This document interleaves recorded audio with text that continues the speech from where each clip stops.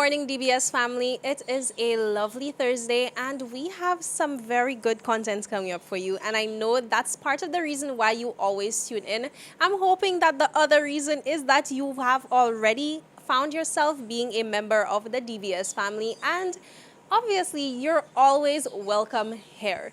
So let's kick off your day the right way by making sure you wake up in the know with our morning news highlights. All right, DBS family, that is a wrap for our morning news highlights. I have a hint for you about what the rest of the show is going to be about. This week, we observed 420, which for a great deal of people is a very significant date. So if you know what 420 stands for, you know that the government of St. Lucia is currently pushing to have proper cannabis legalization legislation passed through the parliament, and that bill is currently in the works through the Ministry of Commerce. So they actually held a press conference this week, and we were lucky enough to be invited to find out what is currently going on with that legislation. So stay tuned for more on that.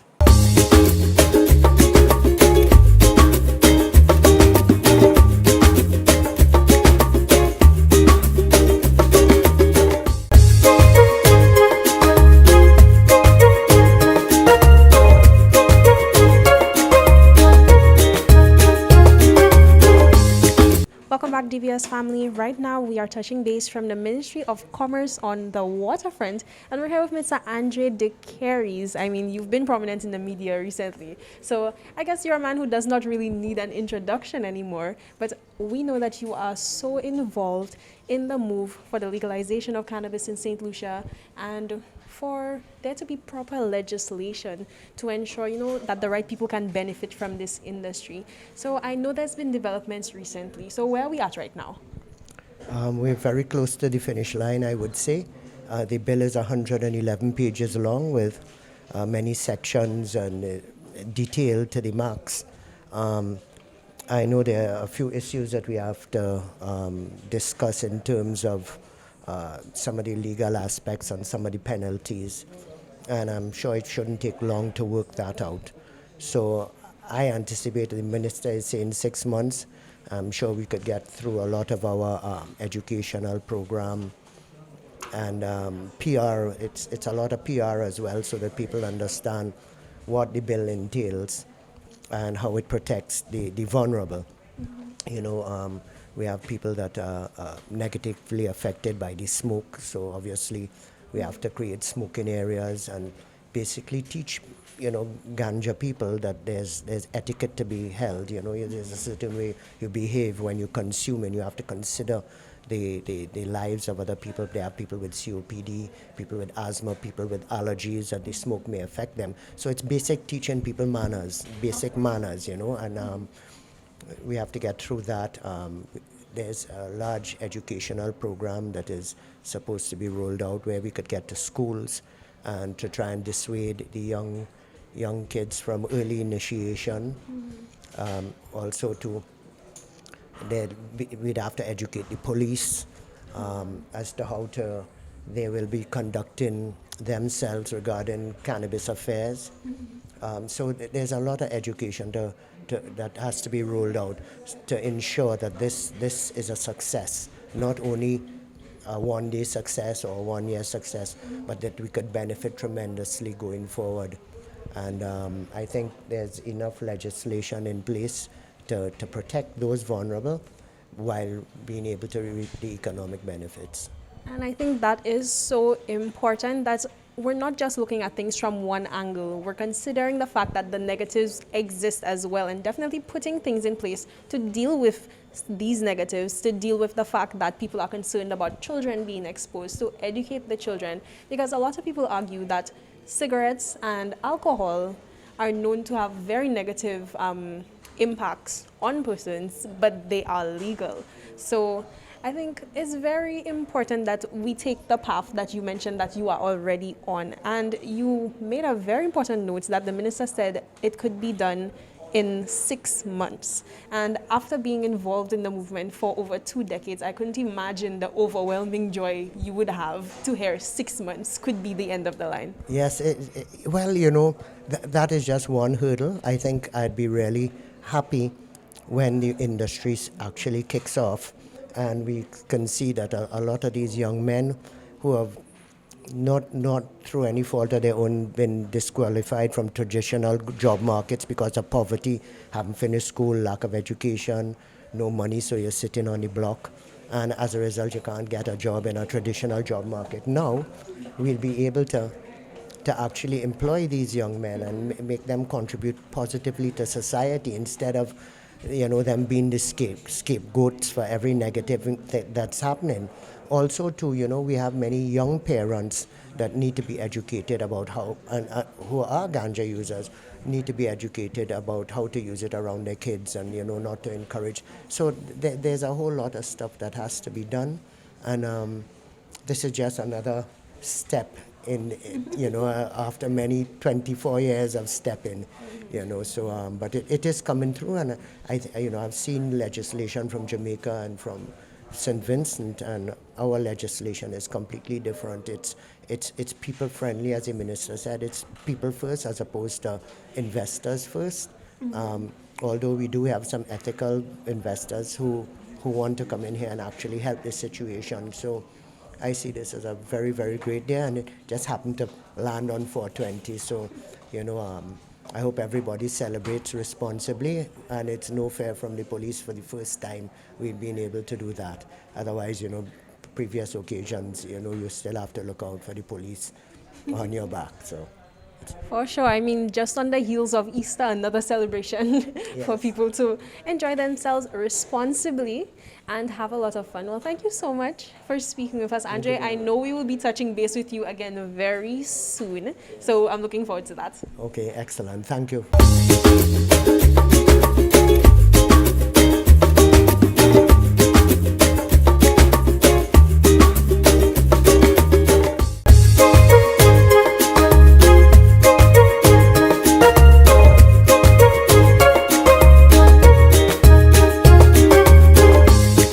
Welcome back, DBS family. I am smiling. There's a big smile under this mask, and you might not know why.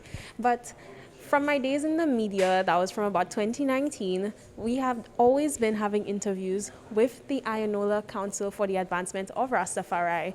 And as you would know, it was male dominated. Our interviews, the PRO, the president, everyone. And it was such a pleasant surprise to learn for me that there is now a woman at the helm of ICAR. So, good morning. How are you doing? Fine, thank you. Good morning, myself. All right. I mean, that was such a welcome development. And I could only imagine that you stepping up to this role have already recognized the relevance of a woman being in this role right now. Yes, I do. Coming from 30 years of being a Rastafari empress, a Rastafari mother, a Rastafari woman, I take the position very, very serious because I am the first Rastafari woman to head the organization.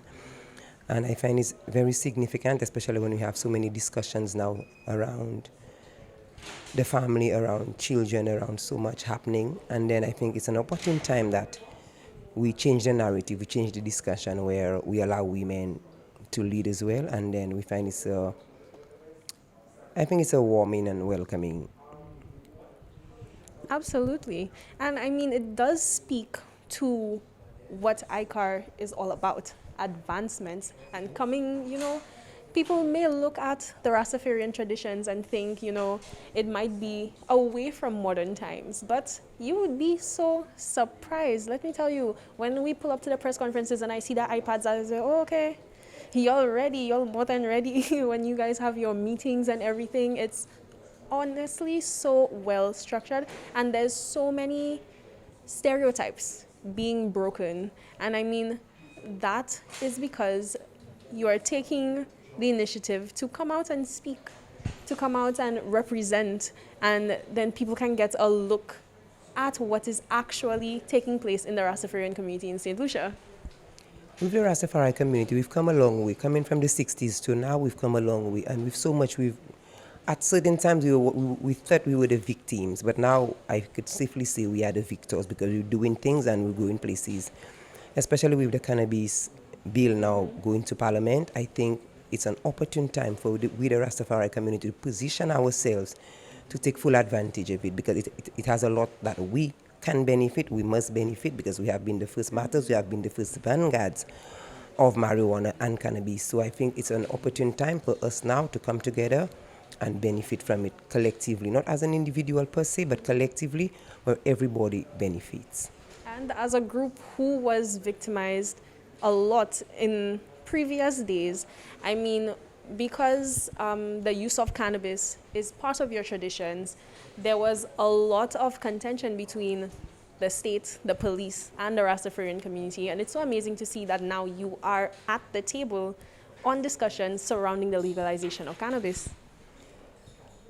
I think we could safely say over the years, we have been dealt an unfair blow. We have been dealt harshly. We have been dealt with harshly where we were denied opportunities because years ago, we were not able to allow our children to go to tertiary education. We were not allowed to be teachers. We were not allowed to be lawyers. We were not allowed. And you find coming now, we have teachers, we have nurses, we have doctors. So we embrace such development. We embrace such moves by our community that we have grown and come so far. So we embrace it where we now take full advantage and we want to even do more, where we could even participate in the development of our country, we could participate in the discussions that would lead to the development of our country, the development of our communities. So we look to be part of and we look to work to be part of the nation building of St. Lucia on the whole. All right. And like you mentioned, you have over 3 decades in the Rastafarian community. And with the minister indicating that it could be 6 months or less before the cannabis legislation is able to go through Parliament, I could only imagine that that would bring very welcome and positive feelings to you. It brings a good feeling to me, but we have our elders who suffered and they're still alive with us. So I speak for my elders where you find years ago we were denied. So now it would be a very, very even heartwarming feeling to my elders who have been marginalized and who went through it. I did not go through it as much as they did, but they now hearing and would know they would be benefiting, the children and the grandchildren would be benefiting.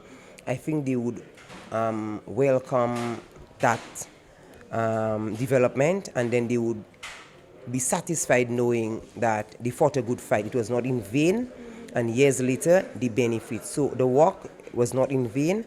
My elders for sure would benefit and they would be happy with the development. But what I also have to say is presently, the government, and I would speak openly of it, Honorable Philip J. the Prime Minister is very much on board and very supportive of us. And I am very happy for that. And my last meeting with him, we did ask of him to support us with the development of a farm we have in Mabuya Valley Dennery.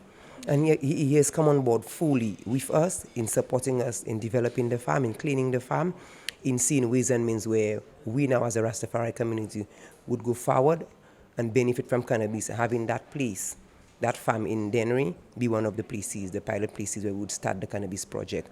So we're very welcome and we're very grateful for the Prime Minister and his team in accepting us and seeing it fitting that we now, at this point, is at the table with everyone else. So we give thanks for that. Absolutely. And I mean, it's right in the name ICAR, advancement for sure. And we are definitely going to stay on board with you throughout the rest of this journey. And I'm really looking forward to see how things go in the next few months. Thank you so much for speaking with us, Empress. Thank you. We thank you much.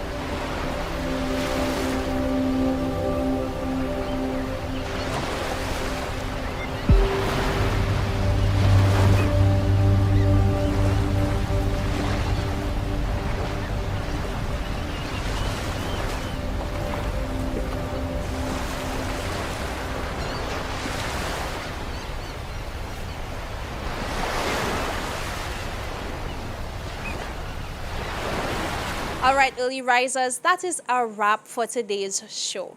I really hope that you woke up on the right side of the bed this morning. And if you didn't, you got that boost of energy from today's show that you would need to ensure that you have a proper start to your day. So, go finish off your tea, finish off your breakfast, or throw on your suit and head out of the door. I'm really hoping that you have a great day, and I'm looking forward to seeing you tomorrow.